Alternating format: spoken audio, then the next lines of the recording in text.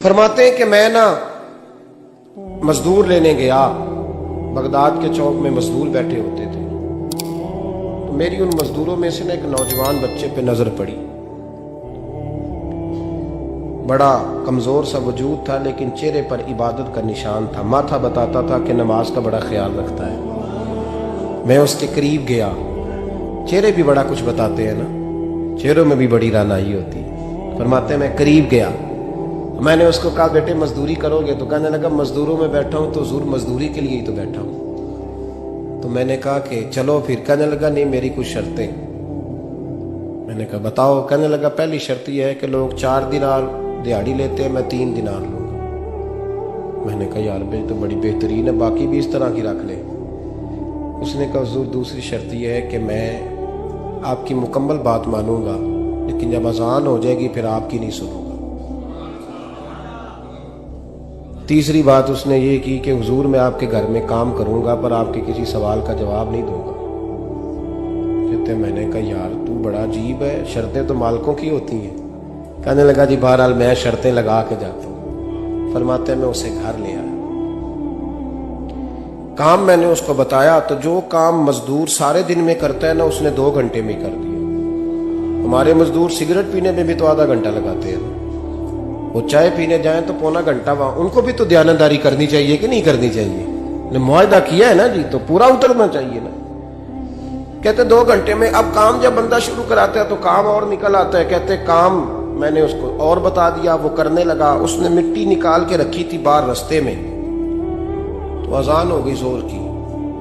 उसने वहीं कुदाल छोड़ी कहीं और चलने लगा। तो मेरा बेटा कहने लगा इसको जरा बराबर कर दो। कहने लगा चुप कर जा, तेरे बाप से बात हुई थी।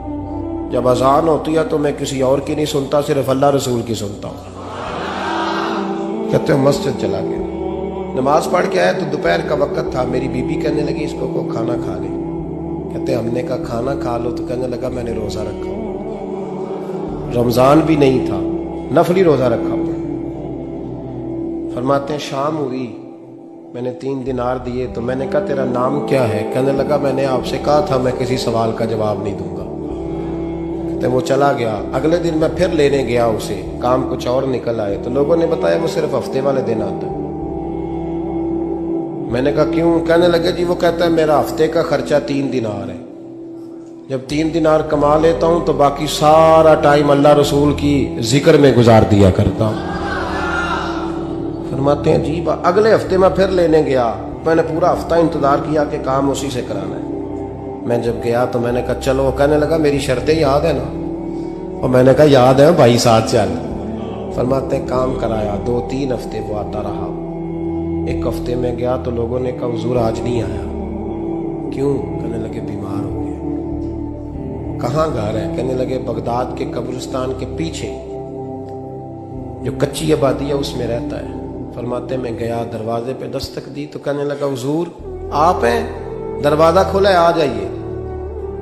फरमाते मैं अंदर गया तो मैंने कहा तुम्हें कैसे पता चला मैं आया हूं? कहने लगा हुजूर अल्लाह वाले हो, आप नहीं आना था, वरना अमीर तो गरीबों का पता लेने कोई नहीं आते। कहते मैं करीब गया तो कहने लगा मैं आपका इंतजार कर रहा था, तेज बुखार है, तप रहा। जेब से कुछ पैसे निकाले। कहने लगा ये पैसे रखने। एक अंगूठी निकाली।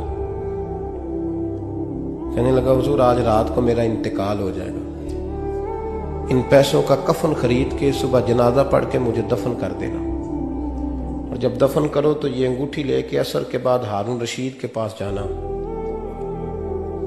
आप उसे कहना मैंने मिलना है, पर वो आपको टाइम नहीं देगा।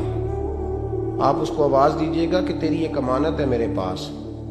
फिर वो आपसे मिलेगा तो अंगूठी दे दें, फिर आप मेरी तरफ से फारिग हैं। हज़रत फरमाने लगे तेरा नाम? और कहने लगा हुजूर वक्त थोड़ा है, आज रात मैंने जाना है, बड़ी लंबी माफी मांगनी है रब करीम से। अगर मुनासिब समझे तो मुझे अपने रब से तन्हाई कर दे।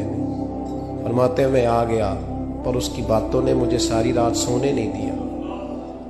फरमाते सुबह बड़ी मुश्किल से सूरज निकला। मैं गया, दरवाजे पे हाथ रखा तो दरवाजा खुला हुआ था। अंदर दाखिल हुआ तो खुशबुएं मेरा इस्तकबाल कर रही थी। जब चेहरे से कपड़ा हटाया तो उसका तो इंतकाल हो चुका। इंतकाल हो चुका, ऐसे जैसे किसी का दीदार करके सोया।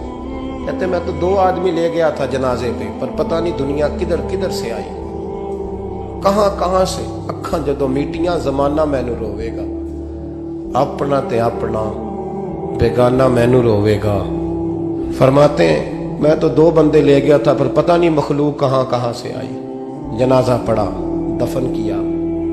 हारून रशीद के पास में असर के बाद गया। मैंने बुलाना चाहा, पर बादशाह था, मेरी तरफ देखा ही नहीं। मैंने उसको कहा तेरी एक अमानत मेरे पास है। फरमाते हैं मुझे कोने पे ले गया। क्या बात है? कमरे में बुलाया, मैंने अंगूठी दी। हारून रशीद तो चीखे मारने लगा, कहने लगा अंगूठी वाला कहाँ है? मैंने कहा वो तो इंतकाल कर गया। कहने लगा मुझे कब्र पे ले चल। कहते मैं कब्र पे लाया तो वो लेट गया, तड़प के रोने लगा। मैंने कहा मेरा कलेजा फट जाएगा, ना उसने कुछ बताया ना तूने बताया, ये कौन था? तो हारून रशीद कहने लगा ये मेरा बेटा था। मैंने कहा तेरा बेटा और मजदूर? कहने लगा हुजूर ये हजरत दाऊद ताई के पास बैठा करता था, उनका मुरीद था। मुझे रोज कहता था अब्बा तूने बड़ी दुनिया इकट्ठी कर ली है, मरते वक्त तुझसे टांगे समेटी नहीं जाएंगी, इतना हिसाब नहीं तू दे सकेगा। मैं इसको समझा देता, इसकी अम्मा समझा देती। ये रोज हमें कहता छोड़ दो, आ जाओ अल्लाह रसूल की बारगाह में झुक जाएं। हम समझ। एक दिन ये चला गया, कहने लगा फिर तुम्हारा रास्ता और है और मेरा रास्ता और है। ये सोने की अंगूठी गलती से इसके पास रह गई, गलती से हीरे की अंगूठी चली गई। कहने लगा देखो मेरे बेटे ने आज वो भी वापस कर दी है। फिर तड़प के कहने लगा हारून रशीद था तो ये मेरा बेटा, पर मेरा मुर्शद निकला, मेरा पीर निकला। भाई जिंदगी तो बड़ी थोड़ी है ना।